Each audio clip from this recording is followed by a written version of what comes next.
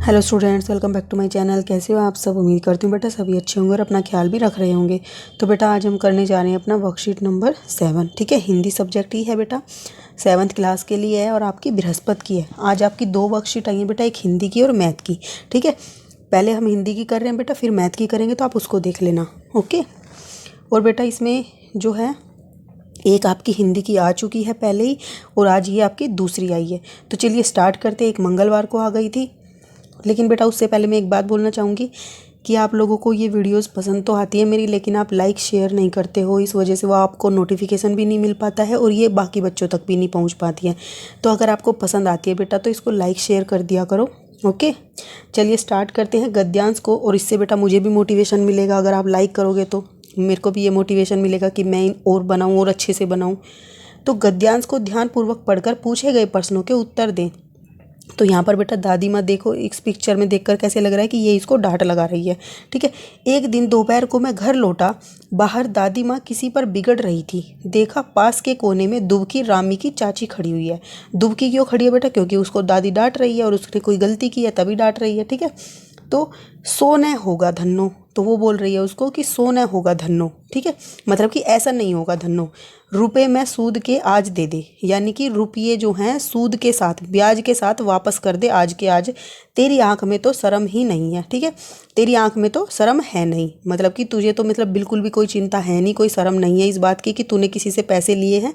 मांगने के समय कैसी आई थी? जब पैसों की ज़रूरत थी तो तब तो तू बहुत अच्छे से बोल कर और मतलब कि अच्छे से लेकर गई थी मांग के कि मुझे ज़रूरत है। लेकिन अब पैरों पर नाक रगड़ती फिरी थी तब, और किसी ने एक पाई भी नहीं दी थी, और उस समय पर एक पाई भी किसी ने नहीं दी, मैंने ही दी, ये बोलना चाह रही है वो।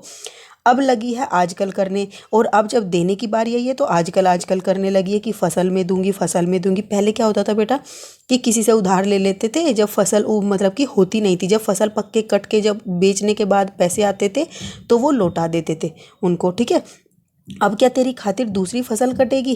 तो मतलब कि अब एक फसल चली गई, दूसरी चली गई, मतलब कि ऐसे क्या फसल पे फसल कटती रहेगी? दूसरी फसल की वेट करूँ मैं?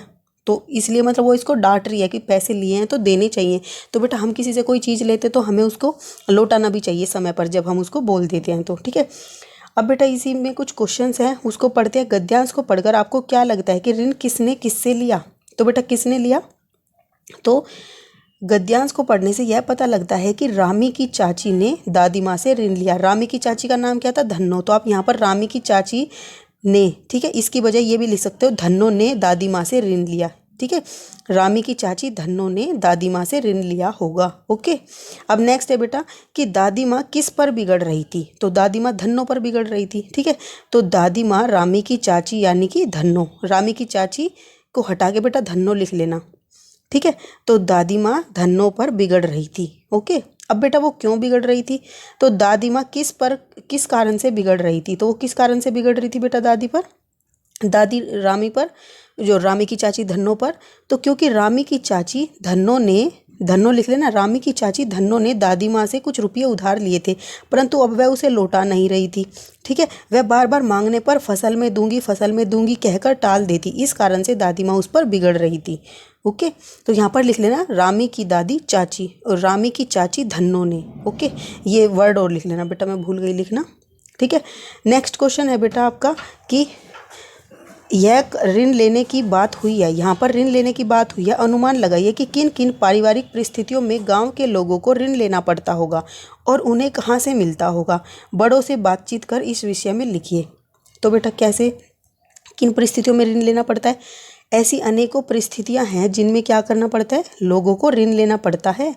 और जैसे कि घर में कोई व्यक्ति बीमार हो जाता है, या फिर अगर किसी ने कोई फसल उगाई है और वो ख़राब हो गई। ठीक है, कई बार ऐसे हो जाता, उगती नहीं है, ख़राब हो जाती है, उसको मतलब जानवर खा जाते हैं या कोई कीड़े वगैरह लग जाते हैं उस फसल में। ठीक है, या फिर घर में किसी की शादी विवाह या कोई त्यौहार है, तब भी लोगों को उनको सही ढंग से पूरा करने के लिए ऋण लेने की आवश्यकता होती है। और बेटा अब इसमें एक और क्वेश्चन पूछा गया है कि वो यह ऋण किससे लेते हैं? तो बेटा वो यह ऋण किससे लेते हैं? जमींदारों से लेते थे। ठीक है, या फिर आसपास में जैसे घरों में बनिए वगैरह होते थे पहले बेटा, तो उनसे लेते थे। तो आप ये लाइन भी ऐड कर लेना कि यह ऋण वो जमींदारों से, जिनके पास मतलब काफ़ी ज़मीन होती थी, उनसे लेते थे, या फिर बनिए वगैरह होते थे उनसे लेते थे। ठीक है, और कुछ बेटा लिखना चाहते हो तो आप अपने घर में अपने परिवार से किसी से भी पूछ के लिख सकते हो, और भी कुछ लिखना चाहते हो, मैंने आपको सिर्फ एक एग्जाम्पल दिया है। ठीक है, तो ये थी बेटा आपकी आज की वर्कशीट। उम्मीद करती हूँ आपको पसंद आई होगी बेटा, और अगर पसंद आई हो तो इसको लाइक शेयर कर देना जरूर। इस वीडियो में इतना ही, अपना जो नेक्स्ट टॉपिक होगा हम अपनी नेक्स्ट वीडियो में करेंगे। तब तक के लिए ऐसे हंसते रहिए, मुस्कुराते रहिए, पढ़ते रहिए और आगे बढ़ते रहिए। Thank you.